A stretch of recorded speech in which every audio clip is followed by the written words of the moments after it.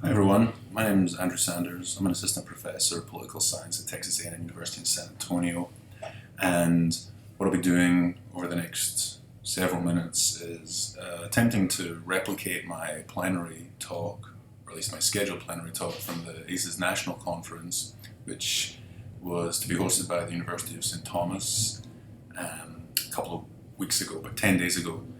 And I wanted to first of all thank Laurie and Jonathan for inviting me to give the talk. I regret that we are in a position, thanks to the pandemic, where we can't meet.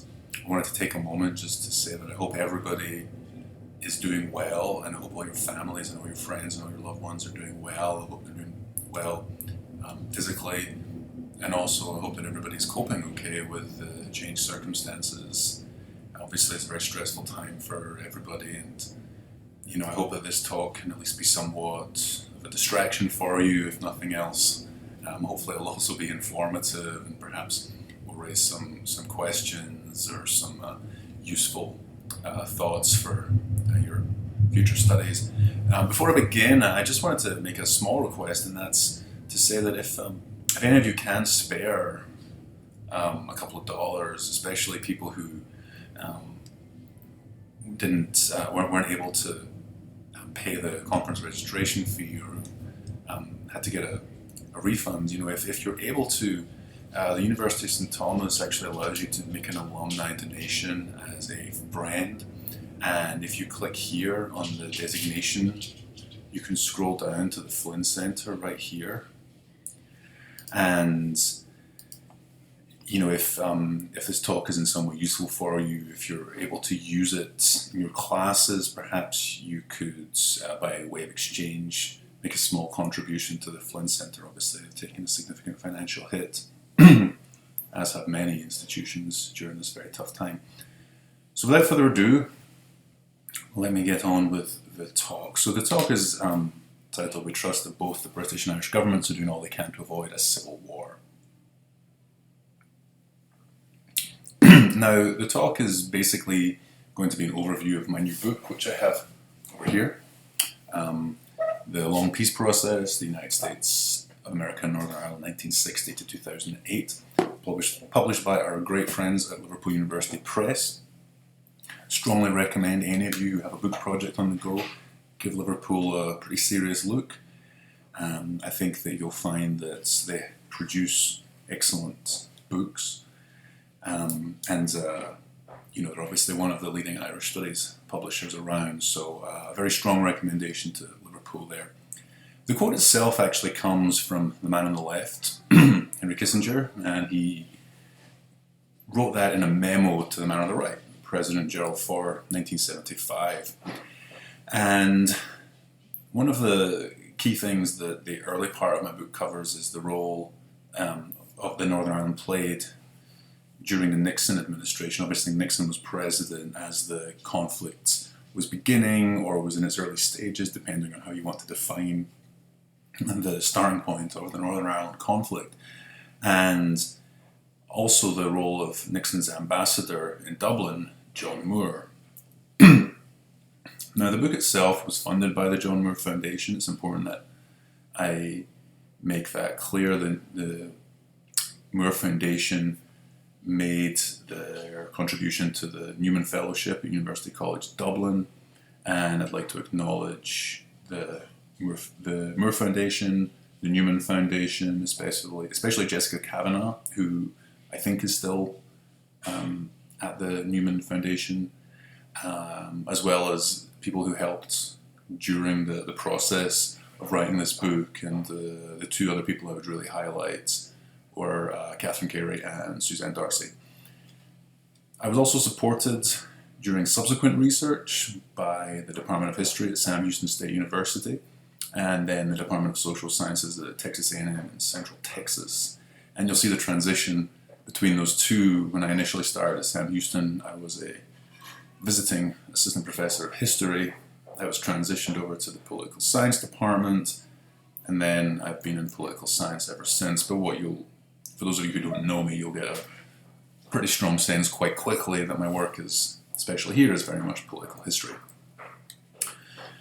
So the talk starts as the book does, with Senator Joe Robinson. Joe Robinson was a Democrat from Arkansas who served as both the Senate Minority and Majority Leader, as well as a vice presidential candidate.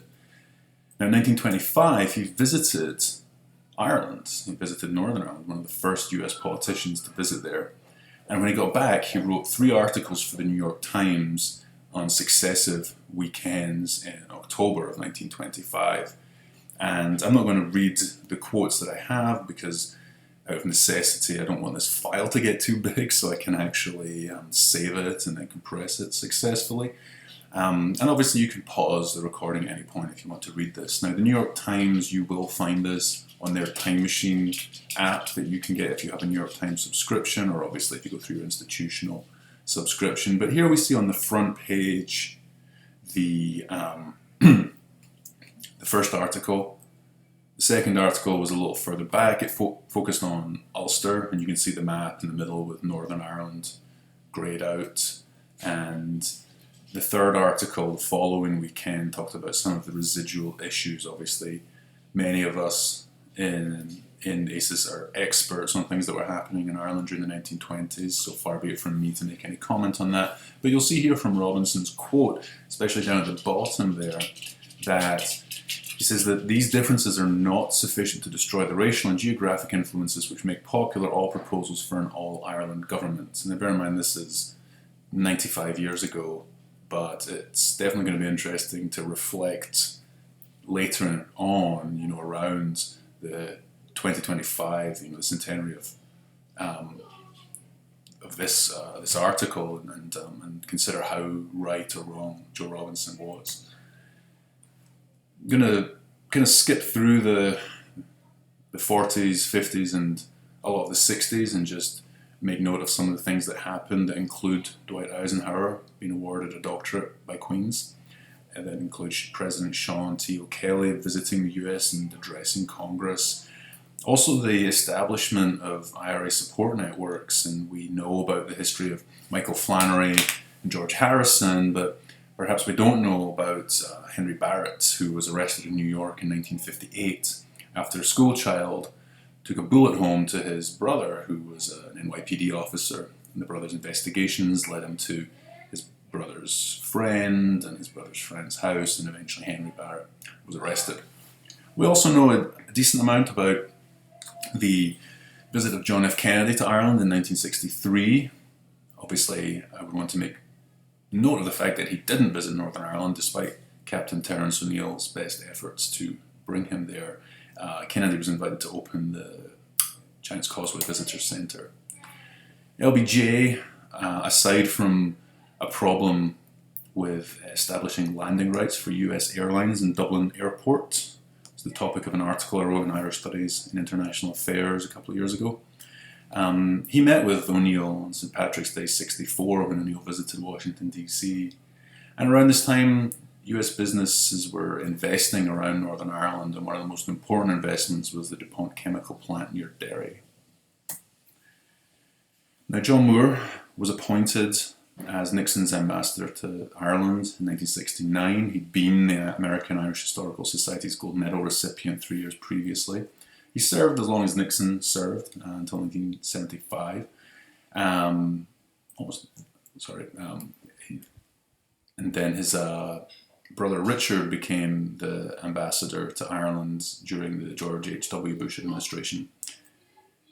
Also worth noting that Henry Kissinger, who I mentioned earlier, had served as an advisor on Northern Ireland for Nixon, and one of Kissinger's most important comments early on was that he ruled out the intervention of the United Nations in Northern Ireland in 1970.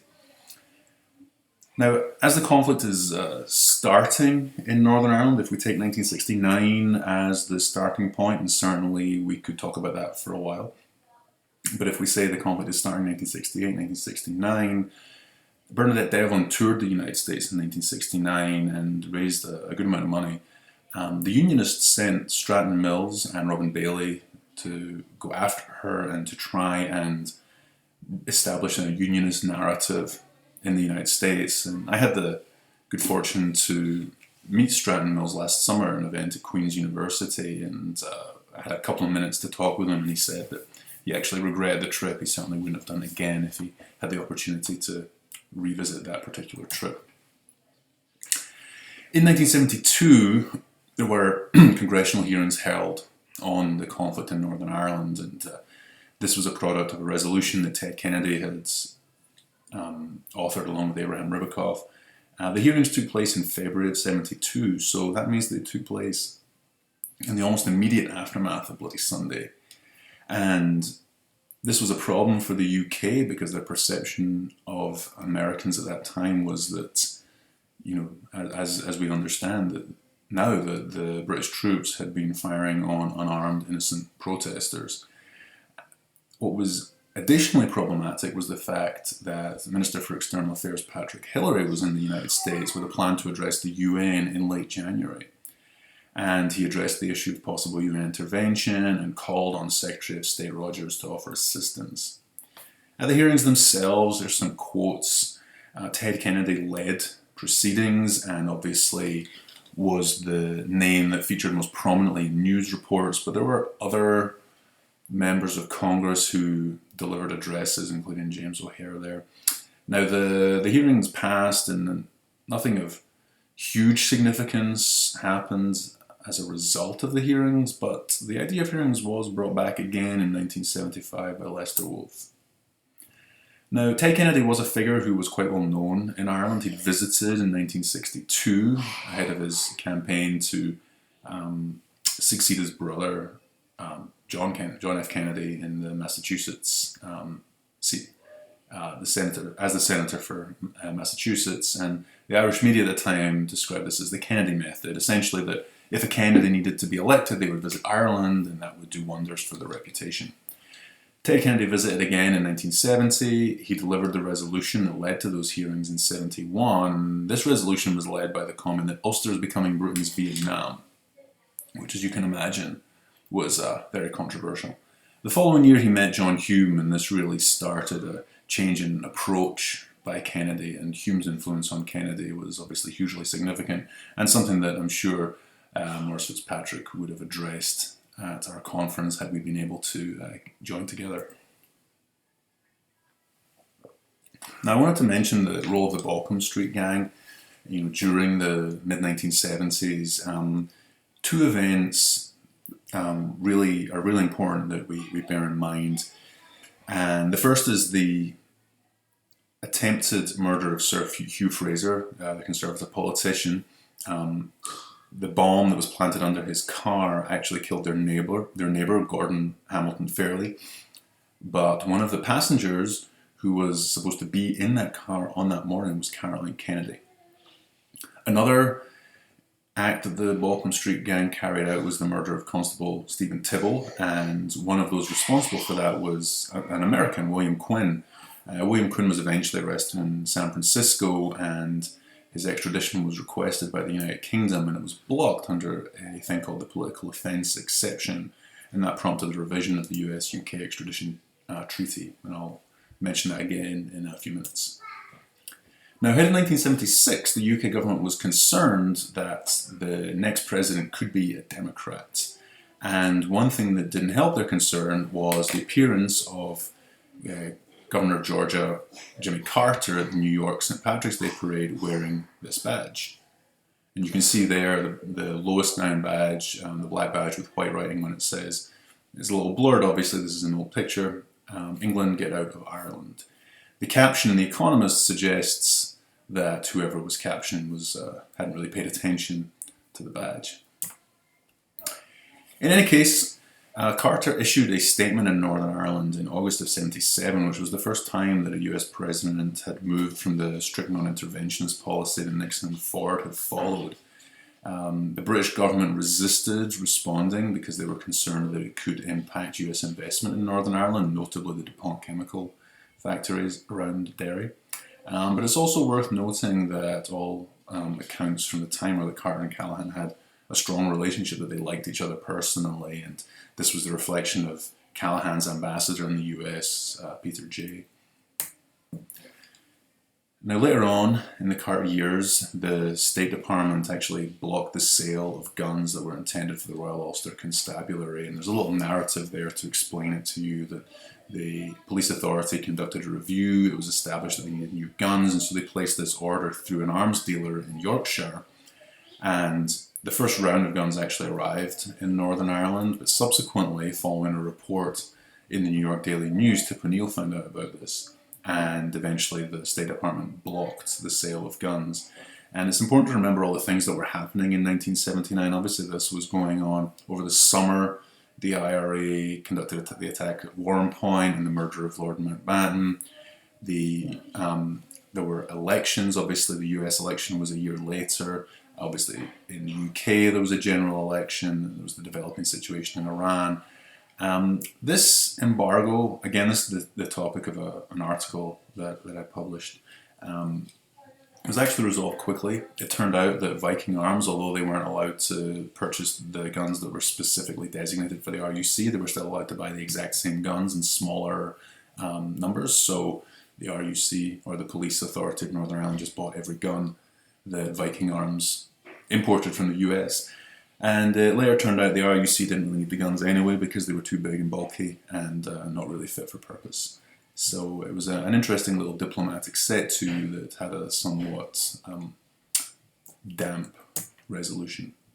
So Ronald Reagan was obviously elected in the presidential election in 1980. Here's a picture of Reagan at the bar, which is now called the Ronald Reagan and is now situated in Simi Valley, California. The hunger strikes were obviously a major issue in late 1980 into early 1981, and obviously through the first half of 1981 through till their conclusion in October. These were very provocative in the United States, and we see the Massachusetts House passing a resolution demanding the withdrawal of the UK consulate in Boston, Connecticut Assembly condemning the UK, and then businesses in New York being picketed, and those that were displaying the British flag had that torn down. On the other side, Irish Northern Aid raised $500,000 in the first 6 months of 1981, which was significantly more than they'd been able to raise during previous years. Another event during this time was the Operation USA trip, which was supposed to be led by Ian Paisley. The Unionists actually published a book with the title Ulster: The Facts.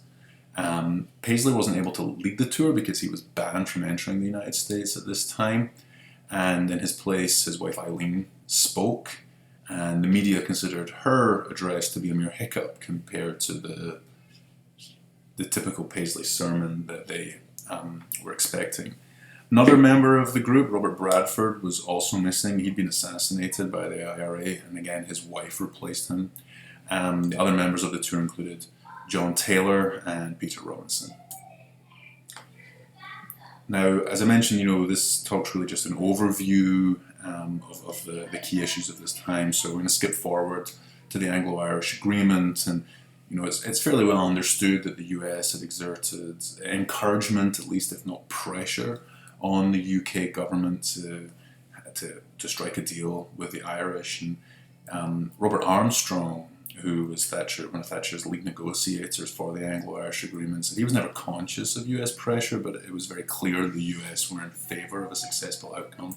And obviously the agreement was signed in November of 1985. Now that brought about an interesting situation in the United States because the Anglo-Irish Agreement Support Acts, which Reagan had offered ahead of time and obviously then was going through Congress, was tied up by the Supplementary Extradition Treaty, which was sought for the extradition of 4 IRA men who were all on the run in the United States. Richard Lugar, who was the chair of the Foreign Relations Committee, wanted to package these together and basically make sure that the much more benign and popular Anglo-Irish Agreement Support Act would pass, provided the extradition treaty went with it. And it was an interesting little piece of statecraft on the part of Senator Lugar. So obviously in 1988, George H.W. Bush was elected president. Don't have a picture of him with a drink, so here he is making a St. Patrick's Day address with a green tie instead. The Bush years, there was a lot going on in domestic politics, and the way that I tackle this in the book is to really look at events that were happening in and around New York. But I'm going to skip forward and kind of keep this on like the national level and talk now about the Democratic primary of 1992. Obviously, this leads us to the Clinton presidency, and we all understand how significant Clinton was for Northern Ireland. But when we go back to the Connecticut primary in March of 1992, there wasn't a lot of evidence that Northern Ireland was going to play a big role for the next president. Now, one of the things that happened there was that Jerry Brown had carried white Catholic voters, and the Clinton campaign saw an opportunity to really kind of seize a hold of this vote. And Clinton spoke at the American Irish Presidential Forum in April and established a very strong pro-Irish platform, which included granting a visa to Gerry Adams, endorsing the McBride principles for fair employment, and then also establishing a special envoy. It's worth emphasizing the role of a group that was originally Irish Americans for Clinton Gore and then became Americans for a New Irish Agenda. And among their number were Chuck Feeney, Bruce Morrison, who was the Clinton's law school classmate, and whose papers are available at the University of Connecticut for anyone who's interested. Neil O'Dowd, and then Bill Flynn, who the Centre for Irish Studies at the University of St Thomas is named for.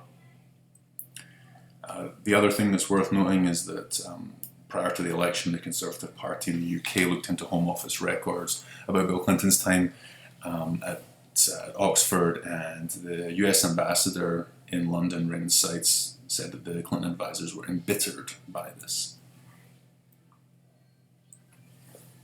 So Bill Clinton with a Guinness. Now, as we skip to the end of the Clinton years, obviously those are fairly well known and I don't want to go into them in too much detail.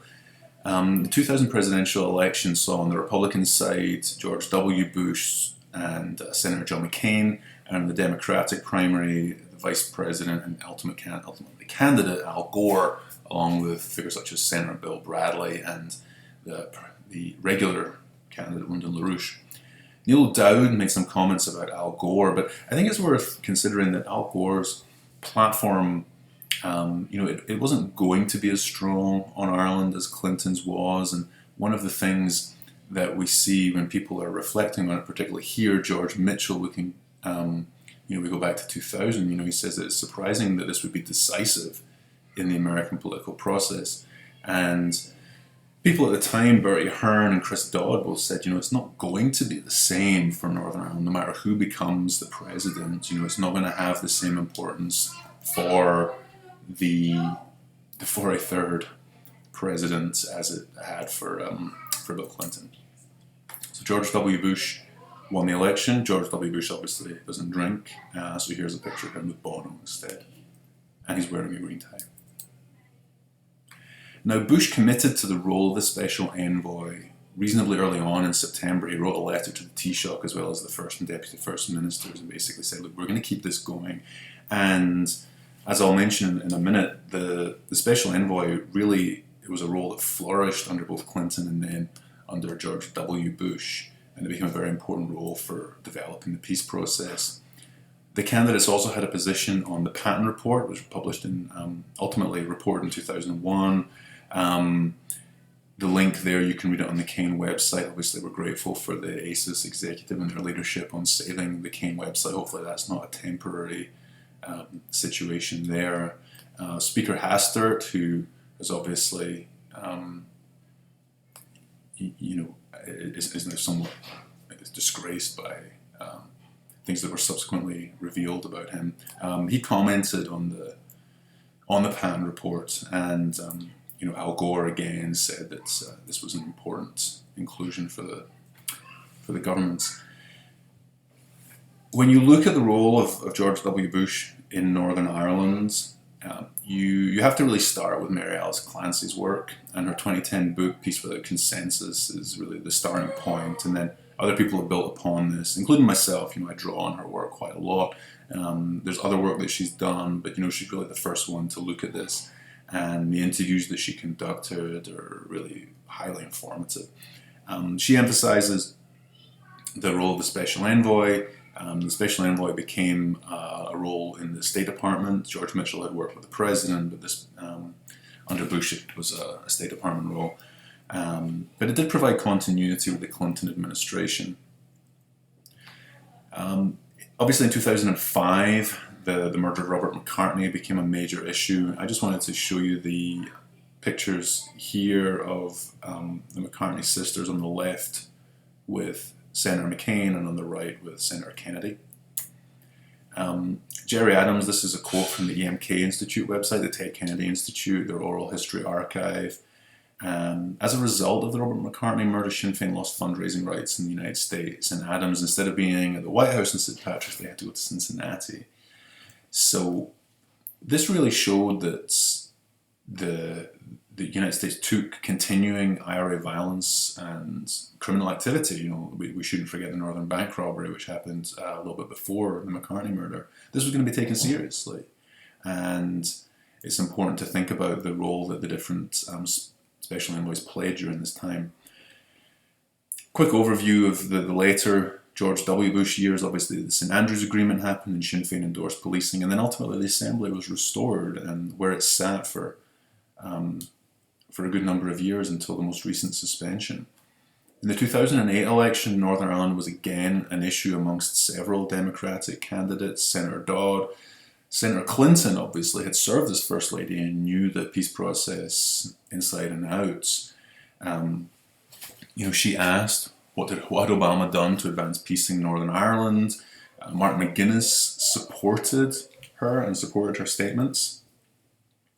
And there was this quite nasty little disagreement once the primary narrowed down to the two candidates of Senator Clinton and Senator Obama, where Senator Clinton talked about her experience in foreign policy, whereas Obama said that she had, quote, had tea with world leaders. And Greg Craig, who was one of Obama's advisors who had come from Ted Kennedy's office previously, said it was a gross overstatement of facts for her to claim that she had had any significant input in the peace process.